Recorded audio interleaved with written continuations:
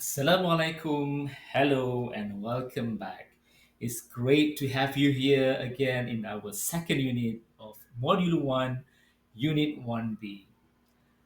This unit is all about laying the groundwork for one of the most important aspects of scientific research and experimentation planning.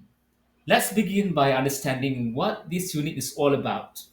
In simple terms, Unit 1B explains how to plan your experiments using a structured and strategic approach known as the design of experiment, or in short, DOE.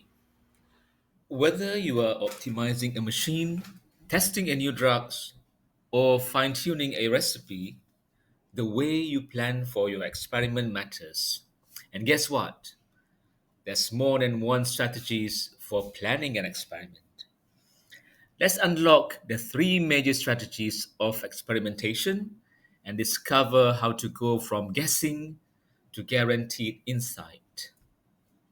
Ready? Let's get started. Okay, so the first strategy is called best guess experiment. Okay, imagine you have a hunch. You tweak a few settings that you think are important, run the test, and see what happens. Okay, engineers and scientists actually use this best guess method a lot. Why? Because they often have deep technical knowledge or years of experience, and sometimes intuition works. But, and it's a big but, there's no guarantee that you land on the best combination of the factors. You might stop too early, miss out better options, or even chase your own tail. Think of it as a shooting arrows in the dark. You might hit the target, but you won't know why, and you might sometimes miss something better just inches away. And now for the second strategy. We've got the one factor at a time method, or so called OFAT. Here's how it works: you set a baseline, then you tweak one factor, just one, while keeping everything else constant. Then you measure the effect, plot a graph, repeat for the next factor. This OFAC method is so popular. It's clean, controlled, and makes intuitive sense. But there is a catch, a big one. It ignores interactions. Now, what does that mean? Imagine adding salt to a cake.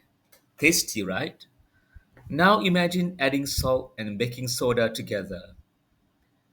The effect isn't just a sum, it can change the whole outcome. OFAT assumes that every factor works independently, which is almost never true in a real world system. So while it seems smart and systematic, it can mislead you in a system where factors interact.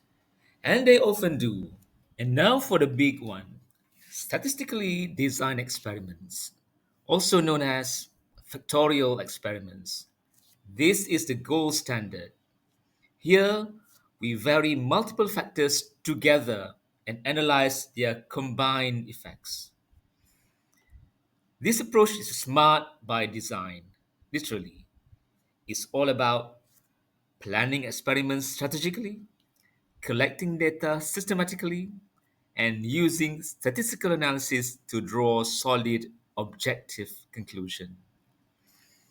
We don't just run experiments, we design them to get the maximum information with the minimum effort.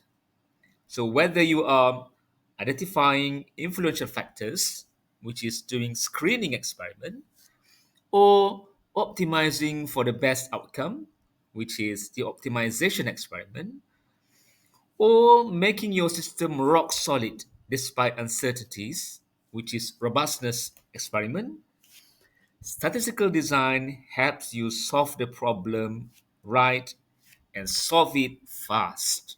Every experiment, no matter what the strategy is, follows a life cycle. The first one is to recognize the problem. Ask yourself, what are you trying to learn or improve? Second step is choosing your factors, which you need to ask yourself what might affect your results and how will you vary them?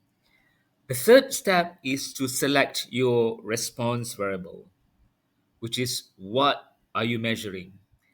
And the fourth one is plan, conduct, and analyze. Okay? Don't just run tests, build understanding. So, good planning leads to good data, and good data leads to great decisions. Okay, so let's recap. Three strategies for experimentation. First one is best guess. It's quick, it's intuitive, but risky and incomplete. Second one, OFAT, or one factor at a time.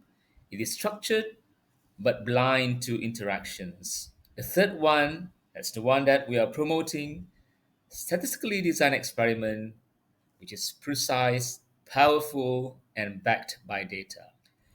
So when it comes to experimentation, the goal isn't just to try stuff, it's to learn, understand, and optimize. Follow the steps, recognize the problem, choose your factors, select your response, plan, conduct, and analyze the experimental data. If you want to make smarter decisions, improve products, and innovate with confidence, design your experiments with strategy and statistics. Thanks for watching. Don't forget to like, subscribe, and explore. Until next time, stay curious, stay data driven.